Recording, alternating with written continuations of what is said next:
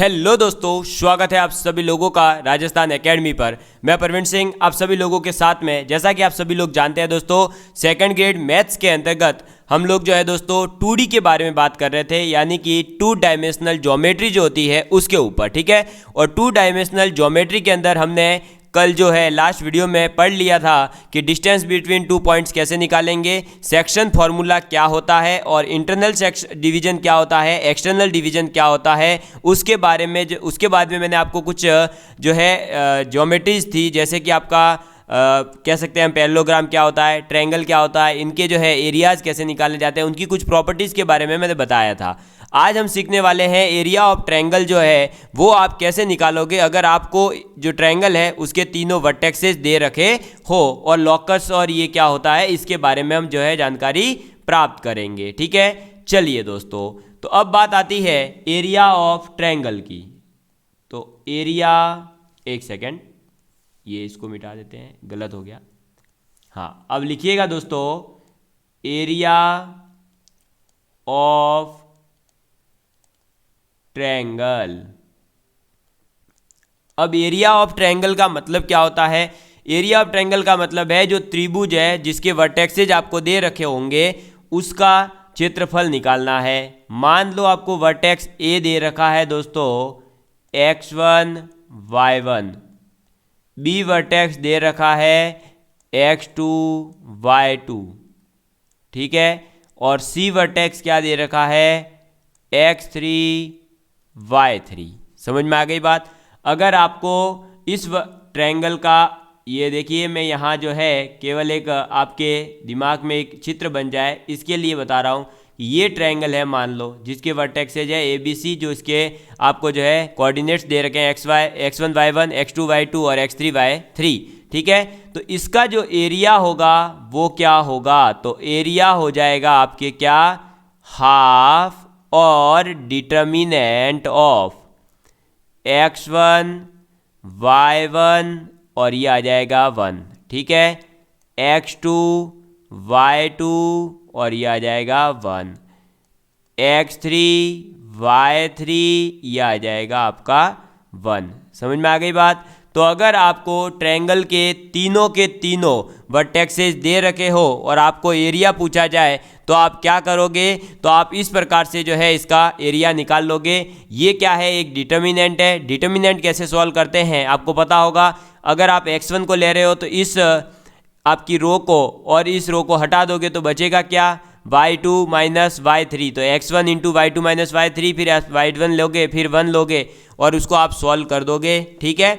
अगर आपको जो है दोस्तों नहीं आता है ये सॉल्व करना तो टेंशन नहीं लेना है। जब मैं आप लोगों को क्या पढ़ाऊंगा, आपका डिटर्मिनेंट एंड मैट्रिक्स के बारे में, तब और अच्छे से क्लियर आपका हो जाएगा। समझ में आ गई बात? चलिए, तो ये आपका एरिया ऑफ ट्रायंगल का फॉर्मूला हो गया।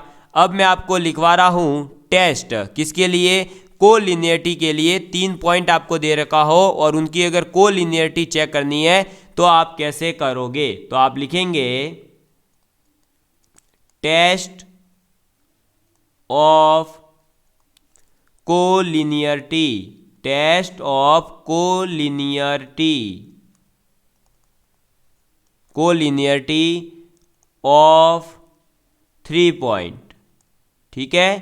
3 पॉइंट की अगर आपको क्या चेक करनी है, कोलिनियरिटी। कोलिनियरिटी का मतलब होता है एक ही लाइन के ऊपर 3 बिंदु होंगे। क्या होंगे?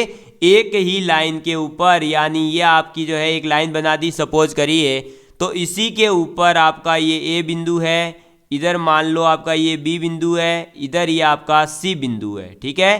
तो ये तीनों के तीनों पॉइंट एक लाइन के ऊपर है। ये अगर हमें चेक करना है तो आप इसको कहते हो क्या दोस्तों?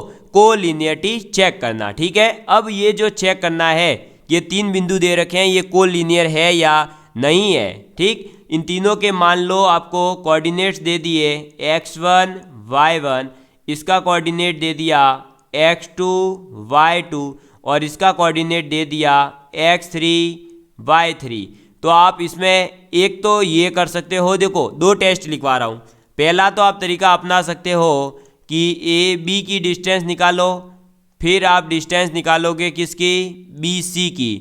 तो अगर आप ए बी की डिस्टेंस फिर बी सी की डिस्टेंस निकालो और वो इक्वल आ जाए ए सी के, तो हम ये कहेंगे कि ए से सी जो है ये तीनों के तीनों ए बी सी बिंदु कोलिनियर है।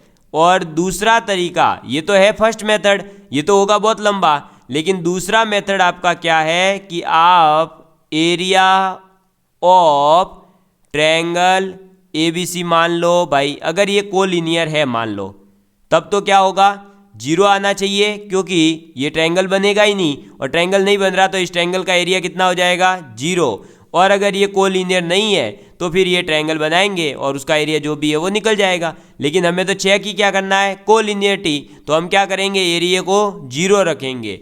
अब यहाँ पर जो है आपसे दोस्तों क्वेश्चन ऐसा भी पूछा जा सकता है, कैसा दोस्तों, अरे भाई इसमें से देखो x1 y1 दे दिया, x2 y2 दे दिया, इधर x3 दे दिया और बचा y3, और पूछ लिया कि y3 की वैल्यू बताइए मुझे। क्या पूछ लिया, y3 की वैल्यू बताइए।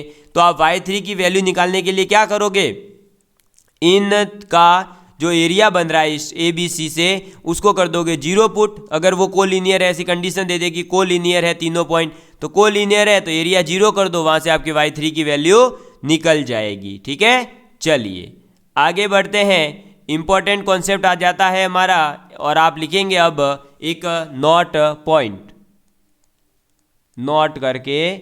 नॉट पॉइंट क्या है, तो नॉट पॉइंट आपका है ये है दोस्तों कि आपके पास में एक लाइन की इक्वेशन है, a line A X plus B Y plus C बराबर जीरो। एक लाइन है A X plus B Y plus C बराबर जीरो, डिवाइड्स, क्या कर रही है, डिवाइड कर रही है, डिवाइड्स लाइन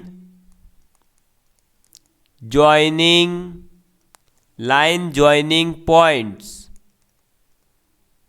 पॉइंट्स आपके हैं कौन से, तो ए पॉइंट है x1 y1 and B point है आपका x2 y2। ठीक है, इन द रेशियो, और वो रेशियो जो होगा वो आपका हो जाएगा negative sign A x1 plus B y1 plus C, और इसको आप डिवाइड कर दोगे किससे, तो इसको डिवाइड कर दोगे A x2 plus B y2 plus C. समझ में आ गई बात।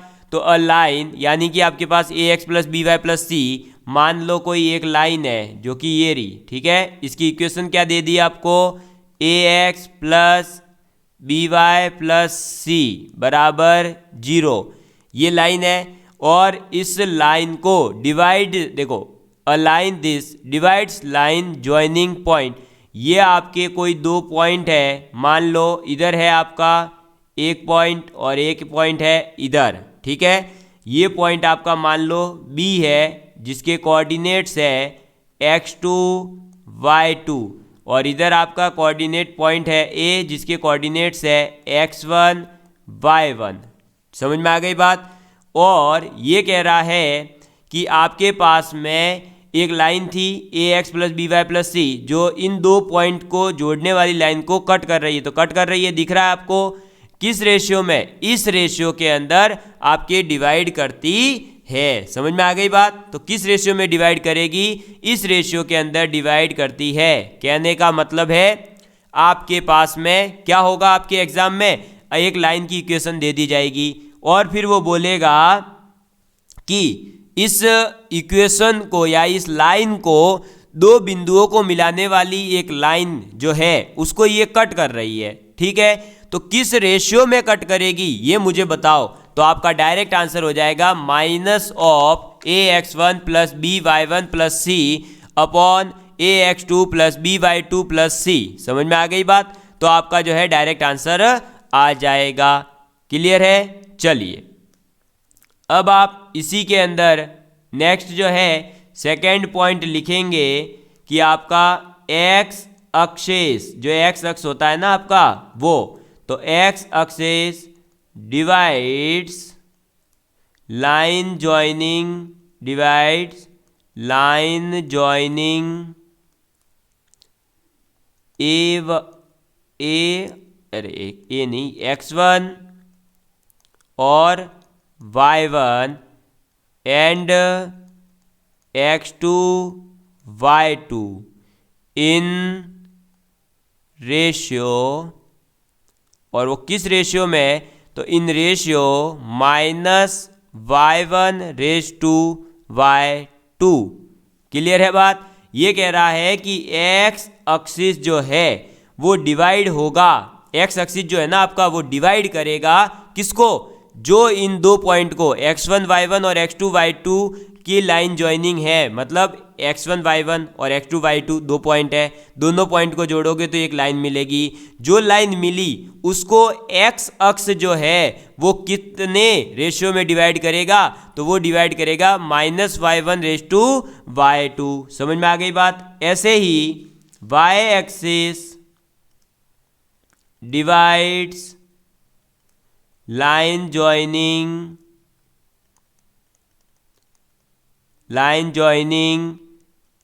x1 y1 and x2 y2 in ratio, और किस रेशियो में, तो आपका -x1:x2। क्लियर है बात।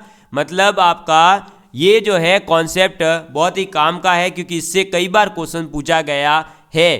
क्या है क्वेश्चन, देखो भाई, यहाँ पहली तो ये बात याद रखोगे कि किसी भी लाइन की अगर आपको इक्वेशन दी गई, क्या दी गई, इक्वेशन दे दी गई, और फिर आपके दो पॉइंट दिए गए, उनसे एक लाइन बन रही है, तो जो दो पॉइंट दिए गए थे उनसे लाइन बन रही थी, उस लाइन को क्या होगा, एक जो अदर लाइन की इक्वेशन दे रखी है वो कट कर रही है, और वो किस रेशियो में कट करेगी, तो वो आपका रेशियो होगा -ax1 + by1 + c अपॉन में ax2 + by2 + c। समझ में आ गई बात।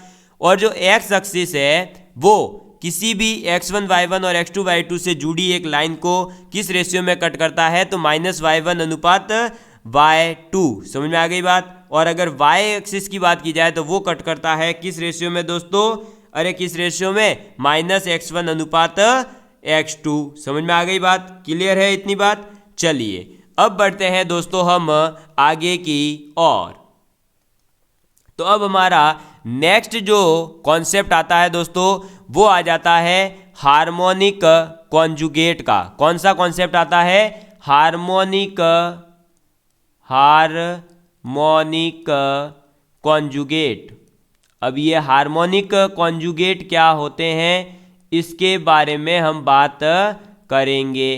क्लियर है। चलिए, हार्मोनिक कॉन्जुगेट का मतलब क्या होता है, सबसे पहले कि हार्मोनिक कॉन्जुगेट्स का मतलब है इफ, मैं पहले डेफिनेशन बोल रहा हूं, if P and Q 2 points which divide line joining A B, यानी कि A और B से एक लाइन बनेगी जोड़ने पर, उनको जो है दो पॉइंट्स आपके जो है P और Q डिवाइड करते हैं सेम रेशियो में इंटरनली एंड एक्सटर्नली, देन जो P एंड Q है उन दोनों पॉइंट्स को हम क्या कहेंगे, harmonic conjugate of each other. समझ में आ गई बात। तो आप लिखेंगे इफ, ये सब सेक्शन फॉर्मूला से रिलेटेड है आपके, if P and Q are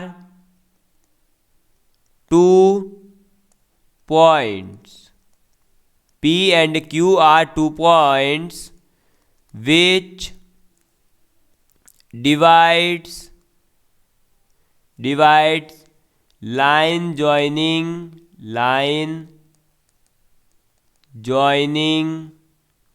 A and B, A and B को ज्वाइन कर रही है in the same ratio internally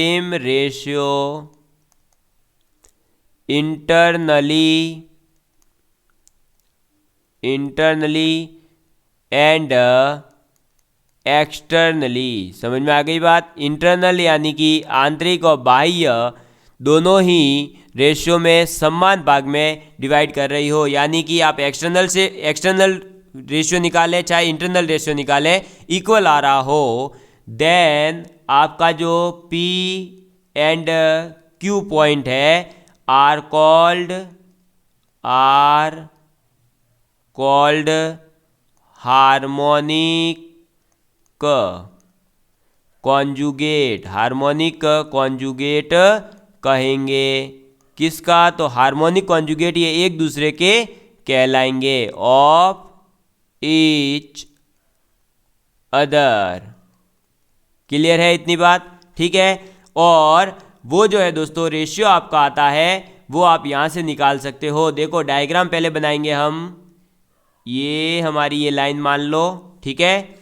इसमें आपका ये ए पॉइंट है, इधर मान लो ये क्यू पॉइंट है, इधर ये मान लो आपका बी पॉइंट था। इनको इंटरनली डिवाइड कर रहा था पी, एक्सटर्नली डिवाइड कर रहा था क्यू, ठीक है। तो अगर हम देखें दोस्तों ए पी की वैल्यू या हम देखें पी बी की वैल्यू, ठीक है, तो वो कितनी आ रही है? तो देखो आपका A P raise to P B मान लो आता है दोस्तों कितना? लैम्डा अनुपात 1, ठीक है। और आपका ए क्यू रेज टू आता है क्यू बी का रेशियो, यानी A Q raise to Q B जो आएगा वो भी आ जाता है कितना? Lambda raise to 1। समझ में आ गई बात? तो अगर ऐसा होता है तो आप ये कहोगे कि 2/AB इज इक्वल टू हो जाएगा 1/AP प्लस 1/AQ। समझ में आ गई बात? और यहाँ से क्लियर है आपका ये कि जो AP है और AB है और आपका AQ जो है ये तीनों के तीनों किस में हो गए? RNHP। समझ में आ गई बात? तो आपसे जो है यहाँ क्या करेगा कि आपको 2 पॉइंट दे दिए और एक लाइन को जो है इंटरनली डिवाइड करें चाहे एक्सटर्नली डिवाइड करें, सेम रेशियो आता है। तो आप बताइए कि ये जो लाइन बनी है इसका रेशियो क्या होगा, या आपके ये जो टुकड़े होंगे तीनों उनका अनुपात जो है वो किस में होगा? एपी में होगा, जीपी में होगा, एचपी में होगा। इस टाइप के अलग अलग क्वेश्चन आपसे पूछे जा सकते हैं। तो देख लो भाई, एपी है, फिर एबी है, फिर AQ है, तो 3 भाग अलग अलग है। तीनों भाग का जो रेशियो एक दूसरे से देखें तो वो आ जाता है आपके HP के अंदर, ठीक है। आप इसको नोट कर लीजिए, मैं पानी पी लेता हूँ।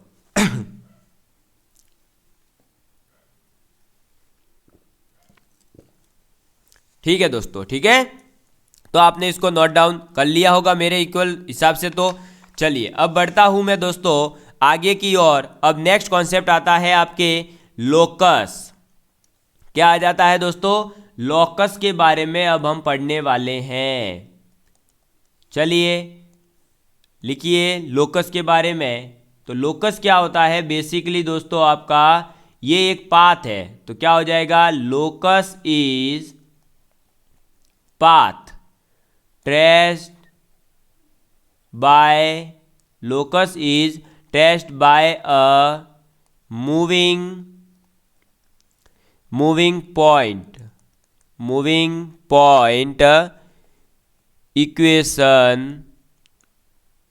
point equation of locus is algebraic equation in x and y satisfying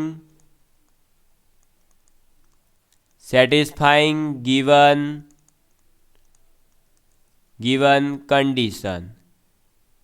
क्या लिखवा दिया सर? ये क्या कंडीशन, क्या क्या लिखवा रहे हो? अरे भाई देखो, लोकस जो है उसका मतलब क्या है? तो लोकस इज पाथ। लोकस क्या है? एक पाथ है जो ट्रेस किया जाएगा, आपका एक मूविंग पॉइंट होगा उससे, ठीक है। तो आपका जो बेसिकली ये है, देखो आपने कभी भी बैल को कहीं बंधे हुए देखा है? बैल को देखा होगा मेरे हिसाब से, तो ठीक है। अगर आप इंसान हैं, मनुष्य हैं, भारत में रहते हैं तो बैल जरूर देखा होगा। अब जो बैल है दोस्तों वो मूव करता है, एक पर्टिकुलर कहीं पर जो है उसके गले में से जो डोरी निकल रही है या जो भी आपके जिसको साकल बोला जाता है उसे बांध दिया है। अब वो उस साकल के अनुसार गोल गोल गोल गोल उसके राउंड में घूमता रहता है। तो जो घूमता है तो वो एक सर्कल बन सकता है वहाँ। तो जो वो सर्कल बना उसी को आप कहते हैं लोकस, यानी कि locus is path traced by a moving point. कोई मूविंग पॉइंट है उससे जो पाथ ट्रेस किया जाता है, पाथ ट्रेस किया, उसको कहेंगे लोकस। ठीक है। और जो लोकस होती है उसका मतलब होती है आपका एक एल्जेब्रिक इक्वेशन जो एक्स और वाई को सेटिस्फाई करेगा जो आपकी गिवन कंडीशन है उसके अकॉर्डिंग। अब ये जो लोकस है इसका जब हम क्वेश्चन करेंगे तभी क्लियर हो पाता है कि ये लोकस है क्या। ठीक है। तो मैं आपको इसका करवा देता हूं एक क्वेश्चन। तो आप लिखेंगे क्वेश्चन, क्योंकि ये कॉन्सेप्ट जो है इसमें थ्योरी का कोई सेंस नहीं है, ना इसका कोई फॉर्मूला है, केवल क्वेश्चन करते हैं तभी समझ आता है।